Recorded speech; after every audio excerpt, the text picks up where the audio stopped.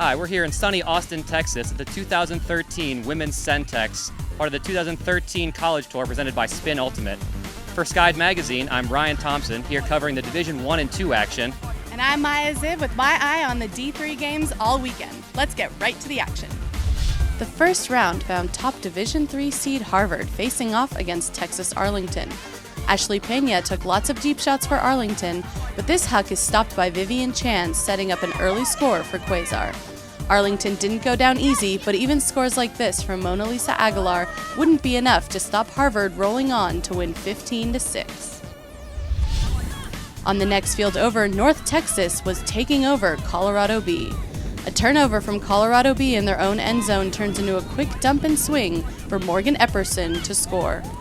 Later, Kaylin Dermick would get a hand block on the end zone line, and Epperson gives it right back to lock in the bookends and setting up North Texas to win 14-4.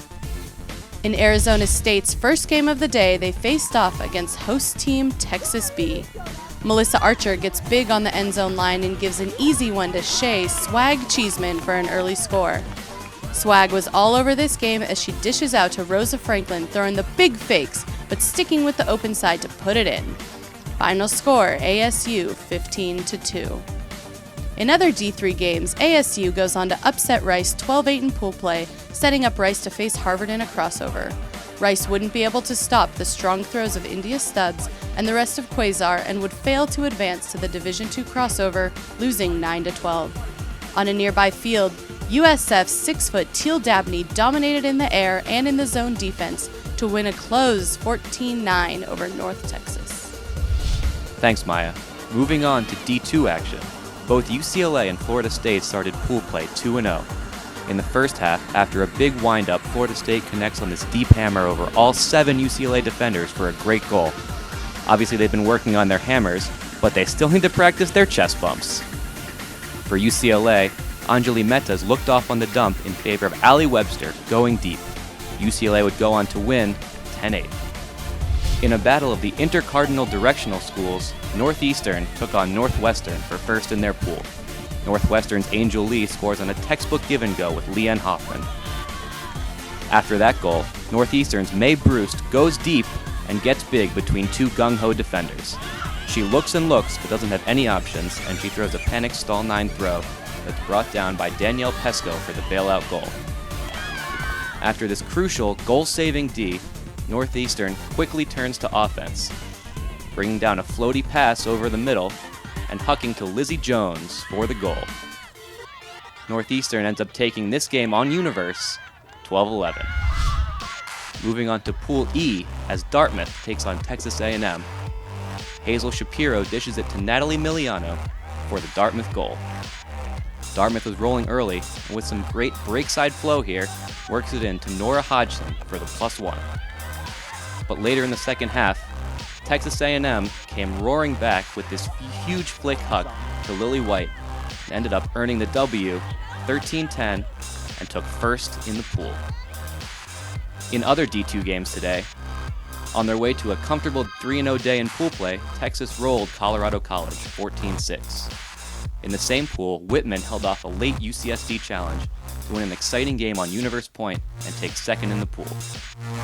4-seed Texas A&M upsets 1-seed Michigan in a nail-biter 16-15 to win the pool and earn a spot in the D1-D2 crossover. Moving to D1, in a game with strength bid implications, Stanford came out strong against Minnesota. Michaela Meister gets this D on a throw through the cup that makes it to the second layer. Stanford works it downfield to Monisha White, who hits Jenny Lummis on this great IO break to go up 5-2. Next point, Maya White hits Meister downfield, who boosts it to Hillary Vance for the break, 6-2. Stanford goes on to win 15-5. In Pool B, UCSB took on Wisconsin. Wisconsin went up early with quick goals like this one, deep to Biz Cook, and took half 8-4. But UCSB came roaring back in the second half, with Lisa Pitcaithley hucking 60 yards to Alicia Thompson, who made the catch between 2 defenders, but sprains her ankle. After the injury, the Burning Skirts punch it in to take their first lead at 11-10. Wisconsin wouldn't score again, as Santa Barbara ran out 13-10 winners, but unfortunately would be without Alicia Thompson for the rest of the weekend. In Pool A action, 1-0 teams Colorado and Virginia faced off. Virginia consistently went deep to Teresa Hackett, who was wide open deep all game. This skying goal made it 14-11 UVA. Colorado answers right back as Courtney Adamo puts it way out into space for Amber Luke, who runs it down and makes it 12-14. Virginia went to sophomore star Alika Johnston, finding Hackett deep again and putting it away in style with this hellacious grab.